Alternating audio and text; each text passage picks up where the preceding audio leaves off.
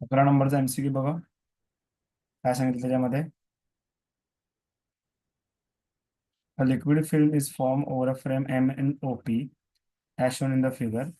The wire OP can slide without the friction. The mass to be attached to the wire OP to keep it in equilibrium is. त्याच्यामध्ये त्याने काय सांगितलं, एक film आहे. Okay. Film आहे आणि एक फ्रेम आहे MnOP.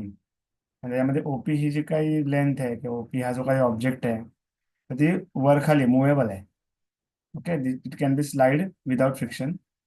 मग आता ह्याच्यामध्ये काय होतं की ही फिल्म असल्यामुळे ओपी ओपीवर एक सरफेस टेन्शनचा force into the towards MnN काम करणार. ठीक आहे.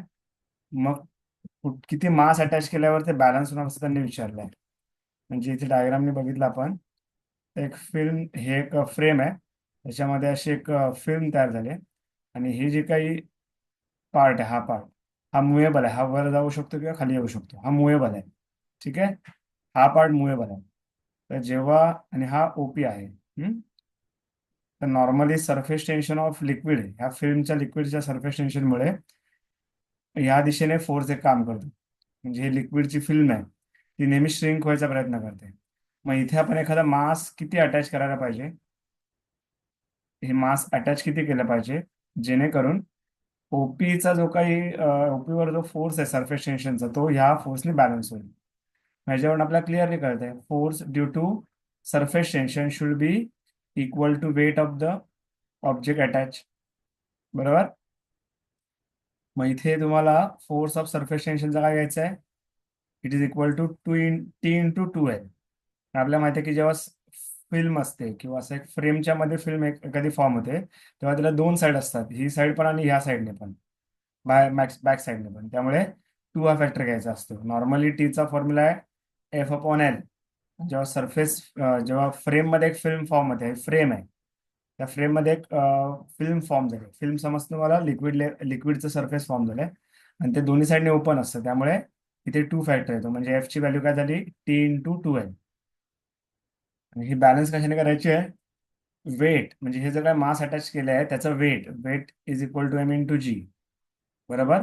मग एमचा फॉर्म्युला काय आला, M is equal to what then, it is T × 2L/G असं यायला पाहिजे. बरोबर. बघूया आपल्याला किती मिळत आहे ते आन्सर. काय आलंय बघा आपल्याला.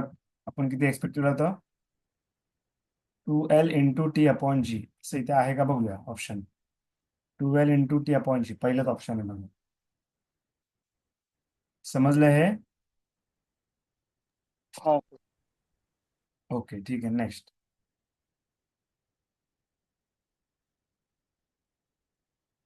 पुढे.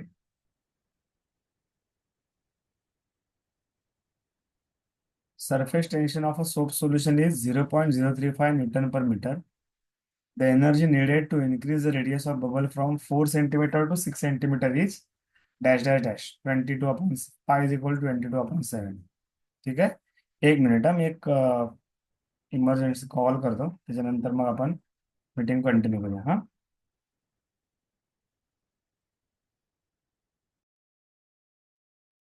ओके. बरं, नेक्स्ट बघूया आपण. नेक्स्ट आहे 12.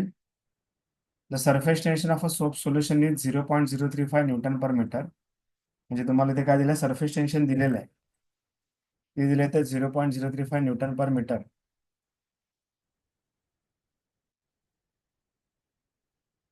T is equal to 0.035 newton per metre. ठीक आहे. न्यूटन पर मीटर दिलेलं आहे. पुढे, the energy needed to increase the radius of bubble from 4 centimetre to 6 centimetre is. Energy किती लागणार ते काढायचं आहे. एनर्जी कशासाठी काढायचं आहे, चेंज इन एनर्जी म्हणू किंवा एनर्जी म्हणू. रेडियस किती किती वाढवायची आहे, 4 सेंटीमीटर टू 6 सेंटीमीटर आपल्याला रेडियस इन्क्रीज करायची. म्हणजे 4 सेंटीमीटर रेडियस जी आहे ती 6 सेंटीमीटर करायची. त्यासाठी किती एनर्जी लागणार ते. ठीक आहे.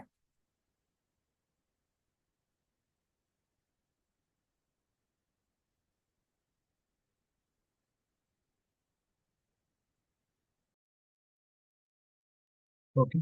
आता नॉर्मली चेंज इन एनर्जी म्हणजे वर्क डन जे आपण फॉर्म्युला बघतो त्याचा फॉर्म्युला काय सरफेस टेन्शनसाठी काय आयडिया आहे तुम्हाला? सरफेस टेन्शन मध्ये एनर्जी अँड सरफेस टेन्शनचं रिलेशन काय आयडिया आहे तुम्हाला? Relation between surface tension and surface energy formula काय आहे तो? Energy is equal to surface tension into change in area असा फॉर्म्युला आहे. Okay, surface energy is equal to surface tension into change in area. आता इथे T तसाच राहणार. Change in area आता स्पिअर आहे, बबल बबल म्हणजे स्पिअर आणणार. जनरल त्याचा फॉर्म्युला काय असतो? 4πr². तर ह्याच्यामध्ये पहिल्यांदा जेव्हा तो बबल एनलार्ज होणार म्हणजे फुगणार 4 सेंटीमीटर टू काय होणार 6 सेंटीमीटर, तेव्हा त्याची एनर्जी पहिल्यांदा इथे काय घ्यायचं, जे सेकंड आहे r² minus 4πr². Initial radius आहे r1 4 सेंटीमीटर आणि फायनल रेडियस आहे r2 6 सेंटीमीटर. ठीक आहे. मग त्याच्यामध्ये पुढे मग चेंज इन एनर्जीचा फॉर्म्युला काय होणार किंवा energy needed is equal to 4π common बरोबर r² मायनस r1² म्हणजे काय येणार 6चा स्क्वेअर मायनस 4चा स्क्वेअर बरोबर. टी किती दिले त्यांनी 0.035 दिलेलं आहे इंटू 4 इंटू पायची व्हॅल्यू त्यांनी घ्यायला दिलेली बघा. न्यूमेरिकल ज्यांनी चेक केलं तर पायची व्हॅल्यू त्यांनी काय सांगितले 22/7 घ्या बोलले ते बरोबर. बघा पायची व्हॅल्यू 22/7 सांगितली आहे. मग 22/7 पायची व्हॅल्यू घेऊया आपण. काय म्हणणार बघा 22/7 पायची व्हॅल्यू इंटू 6चा स्क्वेअर 36 मायनस 4चा स्क्वेअर 16 बरोबर. सो आता इथे 35 आणि इथे 7 आहे म्हणजे आपण त्याला डिवाइड करू शकतो 7ने 35ला आणि ते 10⁻³ फॅक्टर आहे. म्हणजे मी काय लिहितो बघा 7 1 जा 7 7 5 म्हणजे 0.005 होणार ते. 7 5 35 7 5 35 आणि 36 - 16 म्हणजे 20 येणार ते. म्हणजे काय काय होईल बघा इथे मी इथे 0.005 ला असं लिहितो 5 इंटू 10⁻³ इंटू 4 इंटू 22 इंटू 36 - 16 म्हणजे 20. ठीक आहे. हे जर सर्व मल्टिप्लाय केलं तर 5 4 जा 20 बरोबर 5 4 जा 20 20 इंटू 20 400 बरोबर. म्हणजे काय आलं 400 इंटू 10⁻³ इंटू 22. ओके. आता 2 4 जा 8 पुन्हा 2 4 जा 8 बरोबर इज 00 इंटू 10⁻³ -3 जर ऍडजस्ट केलं तर काय येणार 8.8 होणार आणि हे जूलमध्ये येईल. म्हणजे एनर्जी काय आली बरं. तर ह्याच्यामध्ये एक गोष्ट आहे जर सेंटीमीटर घेत असेल इथे आपण तर इथे एक गोष्ट अशी आहे की 10⁻⁴ फॅक्टर येईल इथे. सेंटीमीटर टू मीटर 10⁻² आहे आणि त्याचा स्क्वेअर आहे ना दोन्हीकडे 10⁻⁴ फॅक्टर इथे लागून राहणार. म्हणजे इथेच आपण 10⁻⁴ पकडलं तर त्याप्रमाणे आपल्याला इथे 8.8 इंटू 10⁻⁴ लिहावं लागेल. ओके जूलमध्ये. बघूया त्याने आन्सर काय दिले ते ऍक्च्युली बघितलं नाही मी, आपण बघूया काय आहे. त्याप्रमाणे रेंज ठेवायची. बघा हे थोडंसं वेगळं दिसतंय काहीतरी mistake. Energy needed to increase from 4 centimetre to 6 centimetre is. Okay. आता ह्याच्यामध्ये आपलं कॅल्क्युलेशन पार्टमध्ये मिस्टेक वाटते कारण फॉर्म्युला तर आपण बरोबर लिहिला आहे. कॅल्क्युलेशन पार्टमध्ये काय बघूया आपण 6 6 4πr² ना. सो 4 आपण तसाच ठेवला आहे. पायची व्हॅल्यू 22/7 हे पण बरोबर आहे. 36 - 16 हे 20 सुद्धा बरोबर आहे. 7 5 35 हे सुद्धा बरोबर आहे. 5 चोक 20 हे सुद्धा बरोबर आहे. माझ्या मते सर्व बरोबर आहे. ठीक आहे आपण सोल्युशन मध्ये बघूया काय मिस्टेक होते आपल्याकडनं ते. ठीक आहे चेक करूया आपण.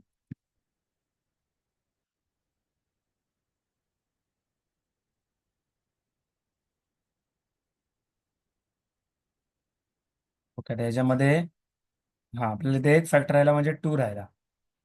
आता 2 कधी येतो हा जेव्हा सोप सोल्युशन असेल तेव्हा. मग आपण नीट माझ्याकडनं मिस्टेक झाली एक की आपण इथे काय वाचलं सोप सोल्युशन आहे. सोप सोल्युशन आल्यावर आपण जे केलं ते सर्व राईट आहे. फक्त इथे हा जो फॉर्म्युला मी तुम्हाला सांगितला इथे इथे सरफेस टेन्शनला नेहमी 2 ने मल्टिप्लाय होतं कधी जेव्हा सोप बबल असेल तेव्हा. ठीक आहे. त्यामुळे हा 2 फॅक्टर आल्यामुळे ह्याला जर आपण 2 ने मल्टिप्लाय केलं ह्या आन्सरला तर किती येते बघा 8.8 हिला जर 2 ने मल्टिप्लाय केलं तर किती राहील? 2 8 16, 1 कॅरी, 2 8 16 प्लस 1 17. 17.6 इंटू 10⁻⁴ असं तर आपल्याला मिळालंय. आता त्यांच्या पॉवर्स किती आहेत त्याप्रमाणे इथे ऍडजस्टमेंट करता येईल डेसिमलची. मग पॉवर्स बघूया आपण काय काय त्याच्यामध्ये.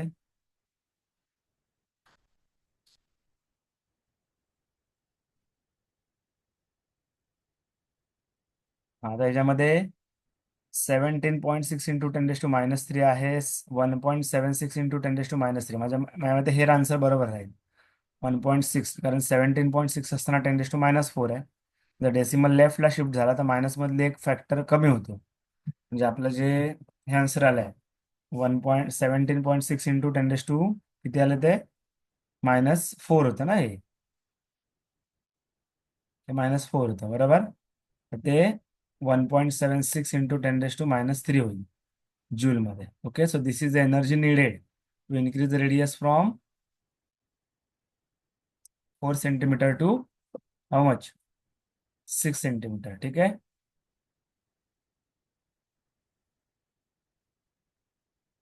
ओके, जाऊया पुढे.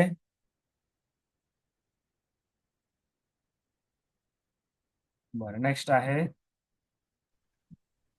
बघा पुढे. A metal sphere of radius r and density ρ1 is dropped in a liquid of density sigma, moves with velocity, terminal velocity v. Okay, a metal sphere of radius capital R, मेटलचा एक sphere है, radius है capital R, density है row one है. Is drop in a liquid, is drop in a liquid of density sigma, moves with terminal velocity, small v. बराबर. Another metal sphere of same radius and density ρ2 is dropped in the same liquid, its terminal velocity will be what? ठीक आहे. आता ह्याच्यामध्ये काय घेतलं, दोन metal sphere आहे. एकाची डेन्सिटी ρ1 आहे, रेडियस आर आहे. दुसऱ्याची डेन्सिटी ρ2 आहे, रेडियस कॅपिटल आर आहे. Radius is same as before. मग ती सेकंड टर्मिनल वेलॉसिटी किती असणार? ही पहिल्या ड्रॉप मेटलची टर्मिनल वेलॉसिटी आहे. सेकंडची टर्मिनल वेलॉसिटी किती आहे ते आपल्याला काढावं लागेल. ठीक आहे. आता टर्मिनल वेलॉसिटीचा फॉर्म्युला बघायचा दिलेला आहे त्यांनी. आपल्याला तो लक्षात ठेवावा लागेल फॉर्म्युला लिस्ट बनवून. 2/9 बरोबर r² rho minus sigma into g divide by v.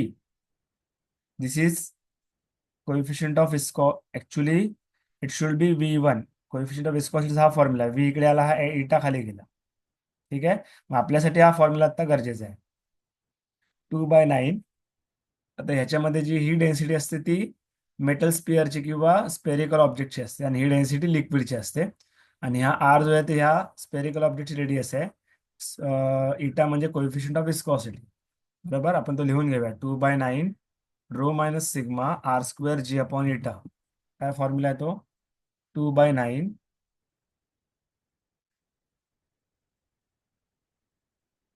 एक मिनिट हा.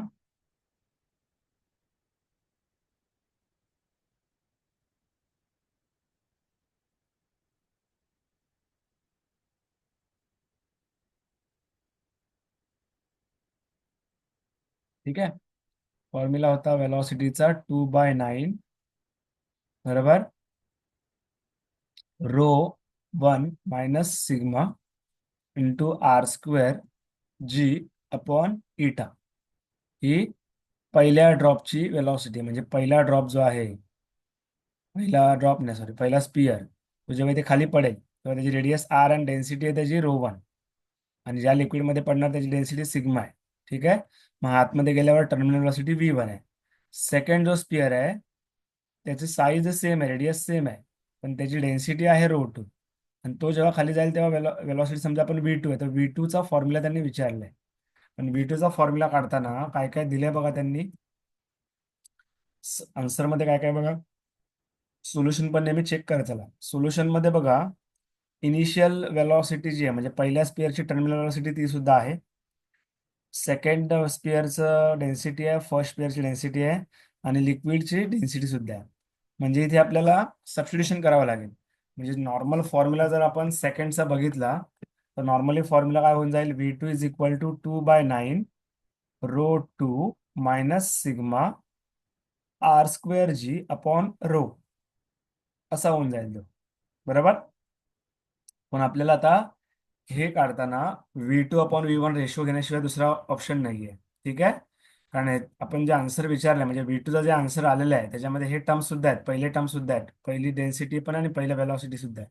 मग आपण रेशिओ घ्यायला पाहिजे. म्हणजे काय करणार मी, V2/V1 केलं तर काय काय कॅन्सल होईल बघा. ही गोष्ट कॅन्सल होईल, कॉमन आहे ती. इटा कॅन्सल होईल, G कॅन्सल होईल, R² कॅन्सल होईल, हे सगळं कॅन्सल होईल. म्हणजेच V2च्या ठिकाणी वरती करणार √2 मायनस सिग्मा राहील. ठीक आहे. आणि डिवाइड मध्ये V1 आहे, V1च्या ठिकाणी काय राहणार, ρ1 मायनस सिग्मा राहणार. मग V2 इज इक्वल टू काय होणार, √2 minus sigma divide by ρ1 minus sigma into V1 इकडे आला. पण V1 म्हणजेच V आहे, म्हणजे हे तुमचा आन्सर झाला. सेकंड मेटल स्पेअरची टर्मिनल वेलोसिटी काय आली, sigma ρ2 minus sigma ρ1 minus sigma into V. ते प्रमाणे आन्सर आपल्याला सिलेक्ट करायचा आहे. ρ2 minus sigma ρ1 minus sigma into V पहिलेच ऑप्शन आहे. ρ2 वरती आहे, तसंच सेम इथे ऑप्शन दिसते, पण इथे ρ1 वरती आहे. आपल्या याच्यानुसार हे वरती आणि हे डिनॉमिनेटर मध्ये आहे. ठीक आहे. लक्षात आलं तुम्हाला, हे लक्षात आलंय का? Yes sir. Okay.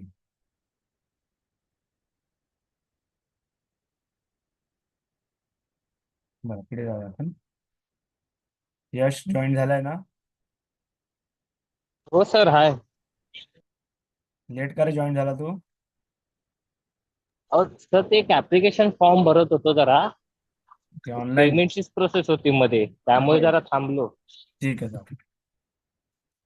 Okay, next. In hydraulic press, the diameter of a piston in a smaller cylinder and larger cylinder are D1 and D2. Hydraulic press म्हणजे हायड्रॉलिक लिफ्ट, लक्षात ठेवा. हम्म? त्याच्यामध्ये 2 सिलेंडर असतात, मला आयडिया असेल, डायग्राम तुम्ही केली असेल. त्याच्यामध्ये हा स्मॉलर सिलेंडर असतो, त्याच्यामध्ये स्मॉल पिस्टन असतो असा. ठीक आहे. आणि त्याला पाईपने जॉईन केलेलं असतं, इथे गॅप असतो. ओके. आणि इथे लार्जर सिलेंडर असतं इथे, आणि लार्जर पिस्टन असतं इथे. ओके.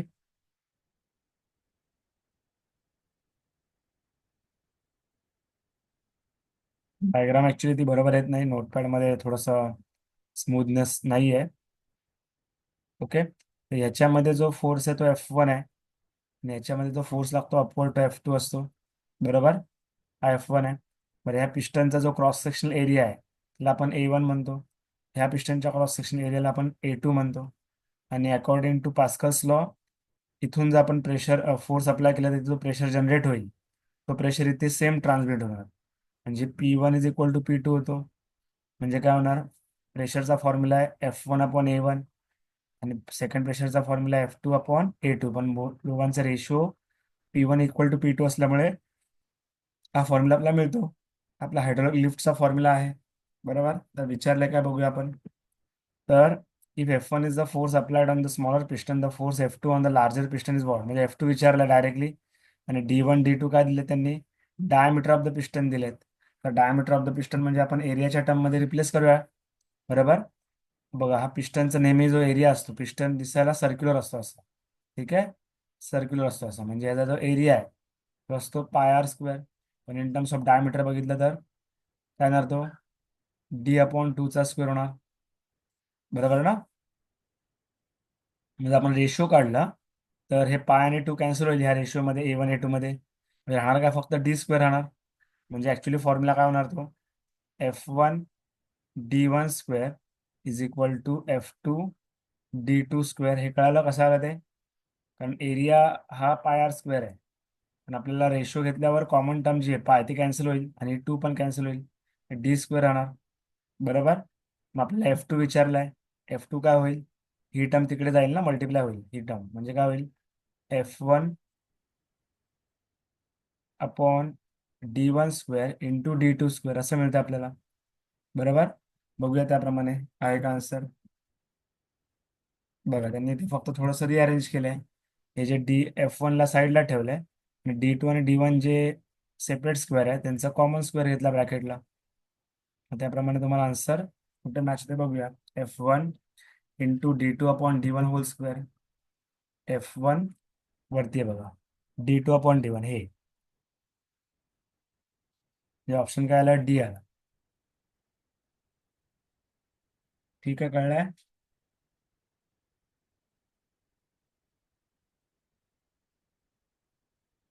बघून घ्या.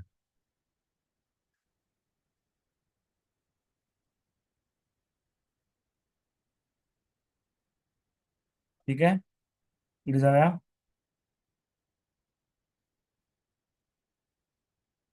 हो सर. 15.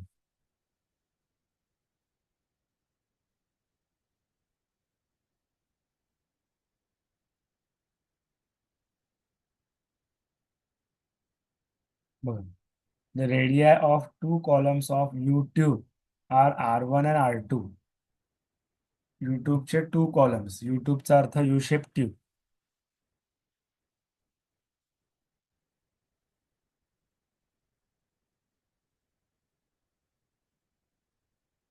तर बघा ह्याची रेडियस वेगळी आहे. समजा ही R1 आहे, ह्याची रेडियस वेगळी आहे. हे किती आहे, R2 आहे, असं त्यांनी दिलेलं आहे. यू शेप ट्यूबची दोन रेडियस आहेत. When the tube is filled with the water, the difference in level of two arms in H. Difference in level is H. जेव्हा ह्या दोन्ही ट्यूब मध्ये वॉटर फिल होणार. ठीक आहे, वॉटर जेव्हा फिल होईल तेव्हा इथे वॉटरची लेवल इथे आहे आणि ह्याच्यामध्ये वॉटरची लेवल एवढी आहे. म्हणजे हा जो काही तो डिफरन्स आहे दोघांमधला, तो डिफरन्स किती दिला, H दिलाय. ओके, कळलं का. ह्या रेफरन्स लेवल आहे ह्याची, ह्याची रेफरन्स लेवल आहे आणि ह्याची रेफरन्स लेवल आहे. त्या दोघांमधला डिफरन्स किती दिलाय, H दिलाय. बरोबर. पुढे विचारलं काय, the surface tension of water in dyne per centimetre is. Dyne per centimetre मध्ये आपल्याला सरफेस टेन्शन काढायचं आहे. डाइन पर सेंटीमीटर घ्या ना किंवा न्यूटन पर मीटर घ्या. याच्यामध्ये आपल्याला जेव्हा 1-2 असे केस असतात, R1 R2, तेव्हा ते रेशिओमुळे युनिट मे बी कॅन्सल होऊ शकतात. आपण बघूया. आता आन्सरमध्ये नीट चेक केलं तर सगळीकडे बघा डिफरन्स आहे, R2 मायनस R1 आहे, R2 मायनस R1 इथे, R2 मायनस R1 इथे, R1 मायनस R2 आहे, इथे R1 R2 R1 R2 आहे. बरोबर. आता का डिफरन्स आहे माहिती आहे का, डिफरन्सच्या टर्म मध्ये काय, कारण इथे त्यांनी डिफरन्स इन लेवल असं दिलेलं आहे. मग आपल्याकडे एक फॉर्म्युला काय आहे, की H is always inversely proportional to R. Capillary टाईपच आहे ना हे ट्यूब. बरोबर आहे. आता दोन्ही केसमध्ये वॉटर तर एकच आहे. मग पहिला H जो आहे त्याचा फॉर्म्युला काय आहे, 2T cos theta upon R rho g आहे. बरोबर. त्याला आपण H1 नाव देऊ, रेडियस R1 आहे. आणि कॉस थिटा आपण काय मानू, 1 मानू, कारण जनरली वॉटरच्या बाबतीत काय दिलं नसेल तेव्हा ते प्युअर वॉटर असते आणि थिटाची व्हॅल्यू असते 0 डिग्री आणि कॉस 0 1 असतो. म्हणजे ऍक्च्युली H1 किती आला, 2T upon R1 rho into जी. आणि दुसरा जो आहे H2 तो काय होईल मग, 2T upon R2 rho into जी. आता एक जनरली आपल्या डोक्यात काय येईल की ह्या दोघांचा रेशिओ घेऊया, असं आपल्या डोक्यात येईल. पण रेशिओ घ्यायला हरकत नाहीये, पण त्यांनी जे आन्सर दिलं त्याच्यामध्ये H हा जो टर्म आहे, H काय आहे, ह्या दोघांचा डिफरन्स आहे. आता ह्याच्यामध्ये समजा ह्याची रेडियस कमी आहे म्हणजे ह्याची हाईट जास्त आहे, म्हणजे H1 is greater than H2 आहे. पण ह्याची रेडियस कमी आहे ना, म्हणजे H1 is greater than H2 झालं. बरोबर. मग ह्याच्यामध्ये आपल्याला काय करावं लागेल, H1 मायनस H2 घ्यावं लागेल. आणि म्हणजेच H1 ची व्हॅल्यू काय घेतली मी इथे, 2T upon R1 rho g minus 2T upon R2 rho g. म्हणजे हा डिफरन्स त्यांनी दिलेला आहे तो H, जिथे H इज इक्वल टू होईल. मग आता आपल्याला सॉल्व्ह करायचं आहे, 2T रो जी कॉमन. ठीक आहे, 1/R1 मायनस 1/R2. बरोबर. पुढे सो आपल्याला टी काढायचं, लक्षात घ्या, ते विसरू नका. काय काढायचं आपल्याला बघा, सरफेस टेन्शन ऑफ वॉटर विचारलंय. ओके.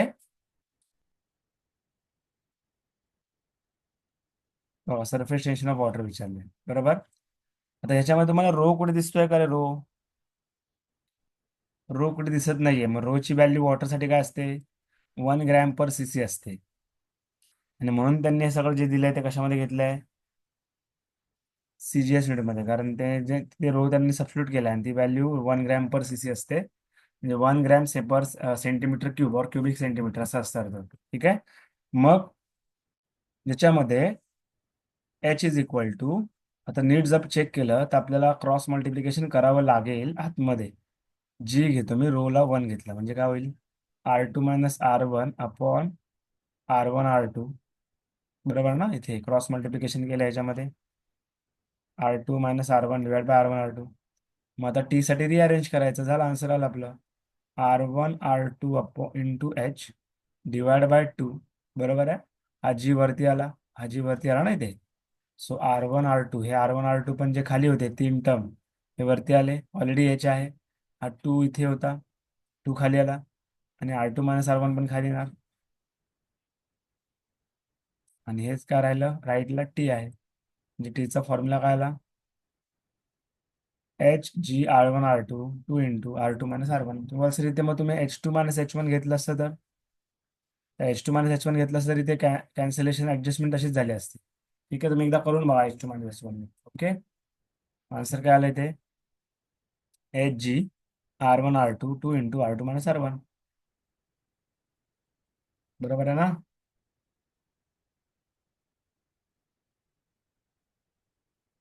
मी H2 मोठा घेऊन बघा. आणि त्याला दिलंय का तसं? नाही दिलंय. कुठली मोठी काय दिल्या नाही. तर तुम्ही H2 मोठा घेऊ शकता, काय प्रॉब्लेम नाहीये.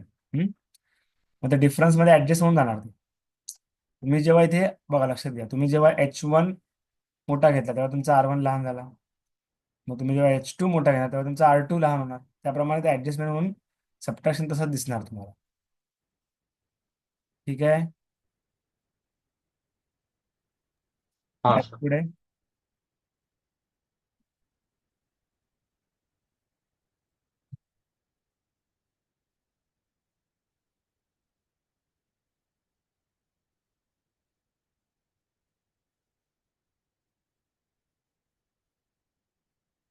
Square frame of each side L is deep in a soap solution. Soap solution म्हणजे लक्षात ठेवायचं की 2T घ्यायचं आपल्याला. And taken out. Force acting on the film form is T. T किती विचारलंय? एकदम सिंपल आहे. बरोबर आहे ना? Square frame of each side L आहे. And force acting on the film form is.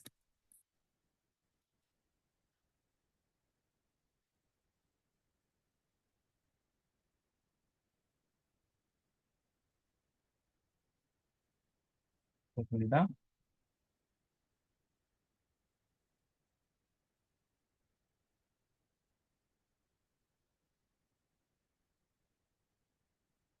नंबरचा आपला ऑप्शन हे ना. बघा, ह्याच्यामध्ये एकच महत्वाची गोष्ट आहे की आपण जी लेंथ घेणार ती टोटल लेंथ घेणार. ठीक आहे. का असं झालं बघा, लक्षात घ्या. तर जेव्हा नॉर्मली आपण जेव्हा डिस्कशन करतो ना अशा फिल्म बद्दल, तेव्हा आपण डिस्कस करताना काय घेतो? ही फ्रेम घेतो. हम्म? आणि फ्रेम मधली एक आर्म जी आहे, ही आर्म मुवेबल असते, वर किंवा खाली होऊ शकते. ह्याच्यावर सरफेस टेन्शनचा फोर्स किती ते बघताना फक्त एवढी लेंथच घेतो, ह्याच आर्मची लेंथ घेतो.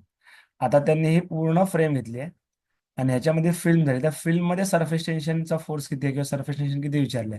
मग या पूर्ण फिल्मवर सगळीकडनं जे सरफेस टेन्शन आहे म्हणजे सगळ्या आर्मवर, म्हणून ती टोटल लेंथ याची पेरिफेर सरकम सॉरी याची जी काही टोटल लेंथ आहे किती आहे ती 4L.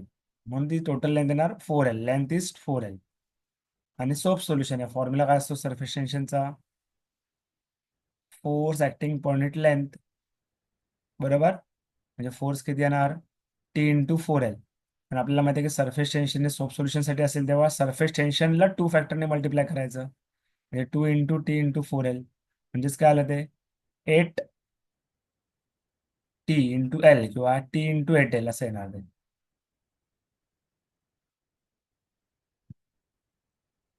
म्हणजे काय येणार? 8TL. इथे फसवायला दिले त्यांनी टोटल लेंथ कन्सिडर करायची, लक्षात घ्या. बरं, मीटिंग जर एंड झाली तर पूर्ण जॉईन करा. पुढे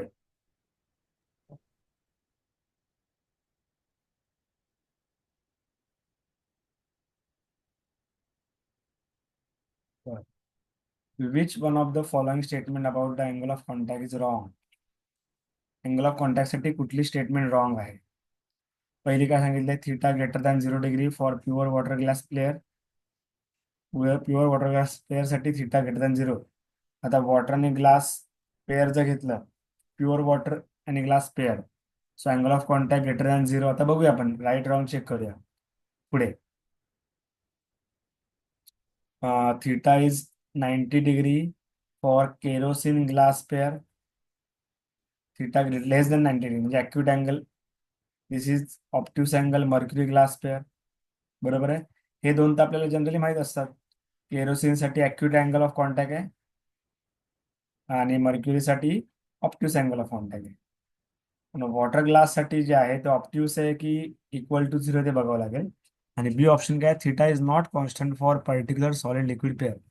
तर ह्याच्यामध्ये क्लिअरली हे रॉंग आहे, कारण अँगल ऑफ कॉन्टॅक्टच्या प्रॉपर्टीज जर तुम्ही चेक केल्या, अँगल ऑफ कॉन्टॅक्टच्या प्रॉपर्टीज माहिती आहेत ना.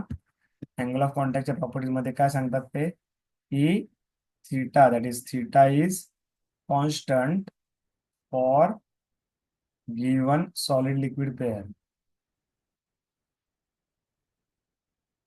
कॉन्स्टंट असतो, हे अँगल ऑफ कॉन्टॅक्टची प्रॉपर्टी इम्पॉर्टंट. ठीक आहे. मग त्यांनी काय सांगितलंय ते, it is not constant for particular solid liquid pair.